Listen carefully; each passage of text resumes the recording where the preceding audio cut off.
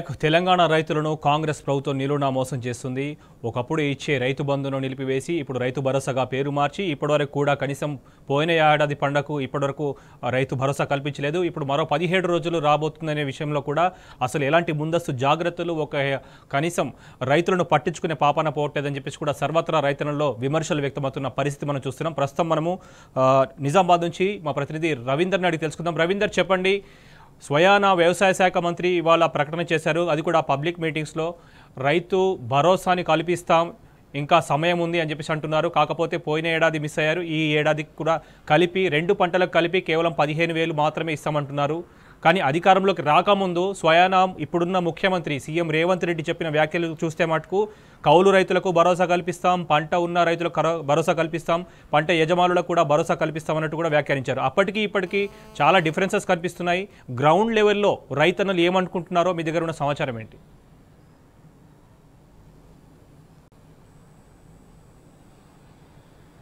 Right Shobhan, ఇవి on going scheme. అప్పటి రైతు బంధు, ఇప్పుడు రైతు భరోసా. ప్రభుత్వం పేరు మార్చింది, రైతుల తలరాతలు మార్చలేదు. గత కొద్ది రోజుల నుంచి ఎక్కడ చూసినా ఉమ్మడి నిజామాబాద్ జిల్లాలో ఇదే అంశంపై చర్చ. ప్రతి రైతు ఆందోళన వ్యక్తం చేస్తున్నారు. రైతులు అంటున్నారు, గాడిద ఉన్నప్పుడే గుర్రం వాల్యూ తెలుస్తుంది. అంటే ఆనాడు ముఖ్యమంత్రి కేసీఆర్ కొనసాగిన సమయంలో ఇలాంటి పరిస్థితి, ఇలాంటి దుస్థితి ఏ ఒక్క తెలంగాణ రైతు ఎదుర్కోలేడు, చవి చూడలేడు. కానీ దానికి భిన్నంగా ఇప్పుడు యావత్తు తెలంగాణ రైతుతో పాటు ఉమ్మడి నిజామాబాద్ జిల్లాలో ఉన్నటువంటి రైతులు తీవ్ర నిరాశ, నిర్లిప్తతో ఉన్నారు. కారణం, ప్రభుత్వం తమల్ని వంచింది, మోసం చేసింది, ప్రగల్భాలు పలికింది, పథకాలు ఇస్తామనే అర్రాస్ పాట లెక్క అనేక పథకాలను పాడింది. ఇవాళ తప్పించుకునే ప్రయత్నం, రైతులను ఏమార్చే ప్రయత్నం, రైతులను ఇబ్బంది పెట్టే ప్రయత్నం. ఇవాళ ఓట్లు డబ్బాలా పట్టిన తర్వాత రైతు ఊసెత్తని ఈ ప్రభుత్వం పైన ప్రతినిత్యం చిన్న సన్నకారు రైతులు దుమ్మెత్తి పోస్తున్న సందర్భం నిజామాబాద్ జిల్లాలో ఎక్కడ చూసినా, ఏ హోటల్లో చూసినా, ఏ కూడలి చూసినా, రైతు కమిటీ మీటింగ్లో చూసినా అదే అంశం పైన చర్చ జరుగుతుంది. ప్రతిరోజు అప్పుడు ఎట్లుండే, ఇప్పుడు ఎట్లుండే, అప్పుడు గవర్నమెంట్ అవలంబించే రైతు పథకాలు, రైతుకు సంబంధించినటువంటి అనేకమైన సంక్షేమ పథకాలపైన ప్రతిరోజు చర్చ జరుగుతుంది.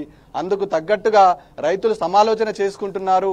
గతంలో కేసీఆర్ ముఖ్యమంత్రిగా కొనసాగినంత కాలం ఇది ఆన్ గోయింగ్ స్కీమ్ కాబట్టి రైతులు పెద్దగా రైతు బంధు కోసము వెయిట్ చేయాల్సిన పరిస్థితి కాకుండా, ఎందుకంటే పలానా టైం వరకు మా అకౌంట్లో రైతు బంధు పడుతుంది, టెన్షన్గా మేము పలానా దగ్గర డబ్బులు తీసుకొచ్చినాం, బాధ్యతగా వెళ్లి కట్టే పరిస్థితి ఆ రోజు ఉండే. కానీ ఇప్పుడు ఆ పరిస్థితి లేదు.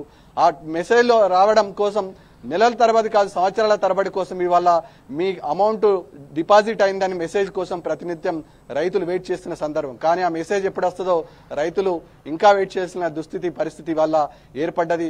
ఉమ్మడి నిజామాబాద్ జిల్లా అన్నపూర్ణగా ప్రసిద్ధిగాంచిన జిల్లా. ఇక్కడ వ్యవసాయం ప్రధానంగా ఆధారమైనటువంటి జిల్లా. ఇక్కడ వరి ధాన్యాన్ని అత్యధికంగా పండిస్తారు. పైగా ఇక్కడ చిన్న చిన్న కమతాలు ఎక్కువగా ఉంటాయి, వారసత్వంగా వచ్చిన భూములు ఉంటారు. చిన్న సన్నకారు రైతులు ప్రధానంగా వ్యవసాయం చేస్తూ ఉంటారు. వీరు ప్రతిరోజు ఈ వ్యవసాయ పనుల్లో నిమగ్నమవుతారు. అలాంటి చిన్న సన్నకారు రైతులు ఇవాళ అరిగోస పడుతున్నారు, ఇబ్బంది పడుతున్నారు, ప్రభుత్వం పైన నిలదీస్తున్నారు. చర్చ జరుగుతుంది. అరే, కేసీఆర్ ఉన్న ముఖ్యమంత్రిగా కొనసాగినంత కాలం ఇలాంటి దుస్థితి, ఇలాంటి పరిస్థితి లేకుండే కదా మనం కేసీఆర్ని పొడగొట్టుకొని వాళ్ళు ఇబ్బంది పడుతున్నామనే చర్చ రైతాంగం ప్రతిరోజు చర్చించుకునే సందర్భం ఉమ్మడి నిజామాబాద్ జిల్లా జరుగుతుంది. ఇక రుణమాఫీ ప్రక్రియను తీసుకున్నట్టయితే ఉమ్మడి నిజామాబాద్ జిల్లాలో రుణమాఫీ ప్రక్రియ పూర్తి స్థాయిలో గందరగోళంగా తయారైంది.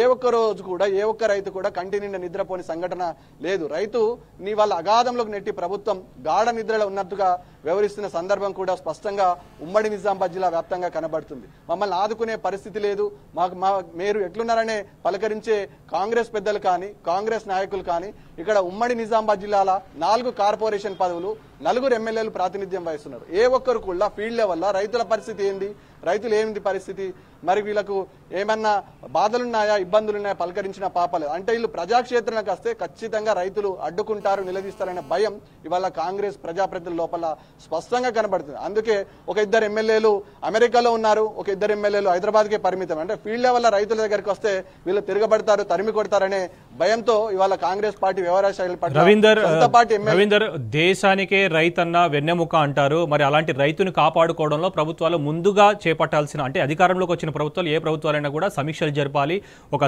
సబ్ కమిటీ మీటింగ్ వేయాలి, దాని తర్వాత వాళ్ళ బాగోగుల అభిప్రాయ సేకరణ చేపట్టి వాళ్ళకి సత్వరమైనంత త్వరలో కూడా వాళ్ళకు మంచి చేకూర్చే విధంగా పథకాలు తీసుకురావాలి. అలాంటిది పోయి ఇవాళ రైతుకు పెట్టిన పెట్టుబడి గత ప్రభుత్వంలో 25,000 కోట్లు వృధా అయిపోయాయని వ్యాఖ్యలు చేయడం, స్వయానా ఒక వ్యవసాయ శాఖ మంత్రి వ్యాఖ్యలు చేయడం అంటే రైతు భరోసాని పూర్తిగా నిర్వీర్యం చేయడమే ఒక కుట్రగా మనకు కనిపిస్తుంది. ఎలా అనుకోవచ్చు దీన్ని?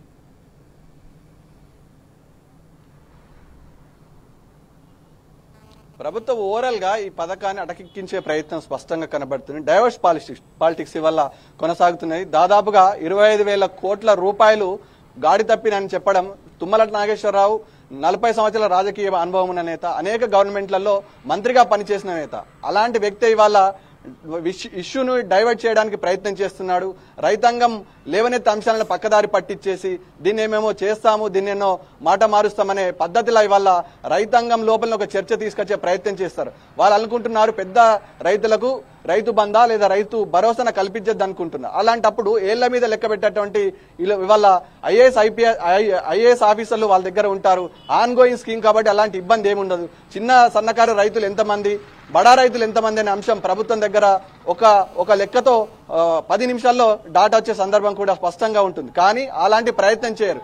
ఇష్యూను బేస్ చేసి డైవర్ట్ చేసి మరికొంతకాలం ఈ అంశాన్ని లేవనెత్తకుండా పక్కదారి పట్టించే ప్రయత్నం చేస్తారు. ఇక కేబినెట్ సబ్ కమిటీని ఏర్పాటు చేసి కూడా 6 నెలలు గడిచింది. ఉమ్మడి నిజామాబాద్ జిల్లాలో ఇటు కామారెడ్డి, నిజామాబాద్ జిల్లాలో ఏ సబ్ కమిటీ కూడా ఇప్పటి వరకు క్షేత్రస్థాయిలో పర్యటన చేయలేదంటే పరిస్థితి రైతుల మీద వీళ్ళకున్న ప్రేమ ఏందో అర్థం చేసుకున్న సందర్భం స్పష్టంగా కనబడుతుంది. అంటే రైతుని వీళ్ళు డైవర్ట్ చేయాలి, రైతులకు ఇబ్బంది పెట్టాలి, తప్పించుకునే ప్రయత్నం చేయాలి, ఇష్యూ డైవర్ట్ చేసేసి కొత్త తతంగానికి తెరలేపాలి అనే అంశం పైన దీని పూర్తి స్థాయిలో ఇవాళ కసరత్తు గవర్నమెంట్ చేస్తున్నట్టుగా స్పష్టంగా కనబడుతుంది. ఏది ఏమైనప్పటికీ ఇవాళ చిన్న సన్నకారు రైతుల్లో చాలా ఆందోళనమైన పరిస్థితి ఉంది. ప్రభుత్వం తరపున ఒక భరోసా, ఒక బాధ్యత కనబడతలేదని ఆందోళన, గందరగోళం స్పష్టంగా. చిన్న సహాయమైనా కూడా ప్రభుత్వం చేపడితే రైతుకు భరోసా కలుగుతుంది. గత ప్రభుత్వంలో అంటే బీఆర్ఎస్ హయాంలో ఉన్నప్పుడు కనుక చూస్తే రైతు ఆత్మహత్యలు ఈ చేయుత వల్ల చాలా మటుకు తగ్గుముఖం పట్టాయి. బట్ ఇప్పుడున్న నివేదికలు ఈ 9 నెలల కాలంలో చూస్తే చాలా ర్యాపిడ్గా గ్రోత్ అయిన పరిస్థితి మనకు కనిపిస్తుంది. ఎందుకంటారు?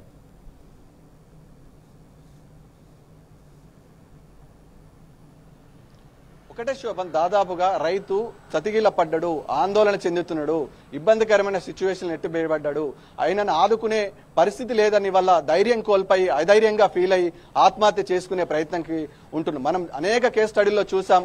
ఉమ్మడి నిజామాబాద్ జిల్లాలో 6 రైతుల ఆత్మహత్యలు చేశారు, ఆత్మహత్యలు జరుపుకున్నారు. వాళ్ళు ప్రధానంగా మాకు అప్పులు ఎక్కువయ్యాయి, బాధను భరించలేక మేము తనువు చాలిస్తున్నాము, వివిధ కారణాల చేత అనేక అంశాలు స్వయాన వాళ్ళ డెత్ సంబంధించినటువంటి నోట్ రాసి చచ్చిపోయినారంటే పరిస్థితి ఎంత దారుణంగా ఉందో అర్థం చేసుకోవచ్చు. అంటే బాధ్యతాయుతమైన ప్రభుత్వం వైఫల్యం ఏ విధంగా ఉందో స్పష్టంగా అర్థమవుతుంది. వల్ల రైతుకు భరోసా, బాధ్యత కల్పించే నాయకుడు లేడు. ఇక ముఖ్యమంత్రి మాటలకైతే ప్రజలు నవ్వుకునే పరిస్థితి ఉంటుంది.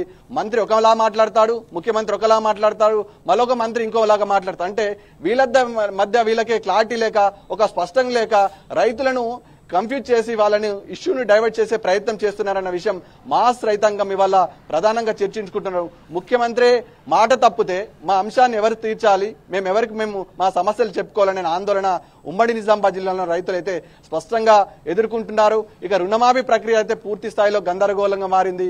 అంశాన్నిగా రైతులైతే కటగించిపోయినారు. ఎట్టి పరిస్థితుల్లో ఇది సాల్వ్ అయ్యే అంశం కాదు, ఇక మమ్మల్ని ఆదుకునే పరిస్థితి అయితే కనబడదు, ప్రభుత్వం ఇయ్యద్దనుకొని కరాఖండిగా నిర్ణయించుకున్నది. కాబట్టి ఇవాళ అనేక పర్యాయాలుగా 4 దఫాలుగా మీ రుణమాఫీ మాఫీ అవుతుందని ప్రభుత్వమే ప్రకటించి స్వయాన ముఖ్యమంత్రి చెప్పిన తర్వాత కూడా వాళ్ళు వెళ్లి ఖాతాలలో డబ్బులు చెక్ చేసుకుంటే ఏది మైనస్ బ్యాలెన్స్ ఉందా, మైనస్ చూపిస్తుంది. దానికి సంబంధించిన ఇంట్రెస్ట్ కూడా కట్టిన దాన్ని సేమ్ అదే చూపించడం వల్ల రైతులు ఆందోళన చెందుతున్నారు. రవీందర్, నిజామాబాద్ ఏరియాకు సంబంధించి ఇప్పటి వరకు వ్యవసాయ శాఖ మంత్రి ఒక్కసారైనా పర్యటన చేయడం జరిగిందా? కనీసం మనకున్న నివేదికలు చెబుతున్నట్టు ప్రకారం చూస్తే 90% రైతుల్లో 10 ఎకరాల లోపు ఉన్నవారే చాలా మంది ఉన్నట్టని చెప్పేసి అంటున్నారు. సో ఎంతమందికి ఇప్పటివరకు రుణమాఫీ జరిగింది, కనీసం రైతు భరోసా కూడా వారికి అందుతుందా లేదా పరిస్థితి నెలకొంది. ఈ నేపథ్యంలో గ్రామ స్థాయి పర్యటనకు అధికారులు కానీ మంత్రులు కానీ వస్తే రైతుల రియాక్షన్ ఏ విధంగా ఉండబోతుంది, ఎలాంటి అవిశ్వాసాన్ని వాళ్ళు వ్యక్తం చేస్తున్న పరిస్థితి కనిపిస్తుంది?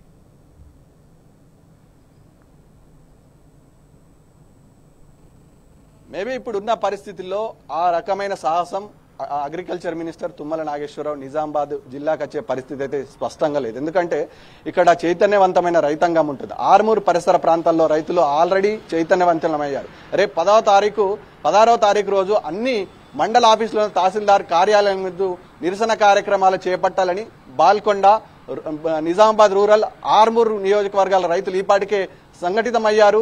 ప్రభుత్వాన్ని నిలదీసేయడానికి ఒక్కతాటి పైకి రావడం లేదు. గతంలో ఎర్రజొన్న బకాయిలను వసూలు చేసిన ఘనత ఆర్మూర్ రైతాంగంకు ఉంటుంది. ఆర్మూర్ రైతాంగం ఏదైనా పిలుపునిచ్చిందంటే అది టంచన్గా అమలవుతుంది. ప్రభుత్వాన్ని, ఆనాటి ప్రభుత్వాన్ని దగ్గర ఉన్నటువంటి బకాయిలను మొత్తం వసూలు చేసి రైతులకు ఇచ్చిన చరిత్ర కూడా ఉంటుంది. అంటే రైతు ఉద్యమంగా ఈ వ్యవస్థ నడిపోతుంది. రైతుల బాధలు పట్టించుకోలేడు కాబట్టి రైతుకు రైతే భరోసా కల్పిస్తుంది. అదేవిధంగా భారతీయ కిసాన్ సంఘ్ ఆధ్వర్యంలో కూడా కామారెడ్డి జిల్లా బేసిక్ గా కూడా రేపు రైతు చైతన్యవంత వేదికలు, రైతు సదస్సులు నిర్వహించేందుకు పెద్ద ఎత్తున సంఘటితం కాబోతున్నారు. పెద్ద ఎత్తున రైతులు ప్రభుత్వాన్ని నిలదీసే పరిస్థితి కూడా స్పష్టంగా కనబడుతుంది. రైతులను మోసం చేసిన ప్రభుత్వాన్ని ఎట్టి పరిస్థితిలో ఉపేక్షించే పరిస్థితి లేదు. ముఖ్యంగా చిన్న సన్నకారు రైతుల బాధలైతే వర్ణనాతీతం. ఇప్పుడు ఆపాటికే ఫీల్డ్ లెవెల్ పరిస్థితి చాలా దారుణంగా ఉంది. మసాలాలు దొరుకుతలేవు. పంటకు సంబంధించినటువంటి ఏదైనా ఎరువులు, విత్తనాలు కొరత ఉంటే మళ్లీ ప్రైవేట్ వ్యక్తుల దగ్గరని ఆశ్రయించాల్సిన పరిస్థితి ఏర్పడుతుంది. ఇక వేళ మసాలాలు కొనుక రావాలంటే దాదాపుగా మళ్లీ వడ్డీ వ్యాపారాలను ఆశ్రయించాల్సిన పరిస్థితి ఉంది. 3 రూపాయలకు 4 రూపాయలకు ఇవాళ రైతులు సావుకార్ల చుట్టూ తిరగాల్సిన పరిస్థితి ఉంది. వడ్డీ వ్యాపారుల చుట్టూ తిరగాల్సిన దుస్థితి ఏర్పడింది. దీంతో రైతాంగం అంతా ఆగ్రహం వ్యక్తం చేస్తున్న ఉమ్మడి నిజామాబాద్ జిల్లాల ప్రభుత్వానికి ప్రశ్నించడానికి సిద్ధంగా ఉంది. ఎట్టి పరిస్థితుల్లో రుణమాఫీ చేయాలని, మాట నిలబెట్టుకోవాలని చెప్పిన ఓరల్ గా ఇదే పరిస్థితి ఎక్కడ చూసినా స్పష్టంగా కనబడుతుంది. శోభ.